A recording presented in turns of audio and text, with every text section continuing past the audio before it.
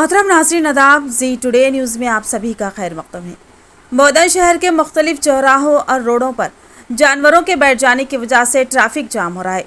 इस मसले की वजह से ख़ासतौर पर बड़ी गाड़ियों को गुजरने में मुश्किलात पेश आ रही है। जानवरों के ये झुंड अक्सर सड़कों पर आकर बैठ जाते हैं, जिसकी वजह से ट्रैफिक की रवानगी मुतासिर हो रही है। शहरियों का कहना है कि यह मसला कई महीनों से जारी है और मुताल्लिक़ा हुकाम से बारहा शिकायतें की जा चुकी है, मगर ताहाल कोई मौसर कार्रवाई नहीं की गई। ये ट्रैफिक जाम न सिर्फ रोज़मर्रा की ज़िंदगी को मुतासिर कर रहा है, बल्कि हंगामी सूरत हाल में भी मसाइल पैदा कर रहा है। शहर की इंतज़ामिया को चाहिए कि फौरी तौर पर इस मसले का हल निकाले ताकि आवाम को सहूलत मैसर हो और ट्रैफिक की रवानी बहाल हो सके।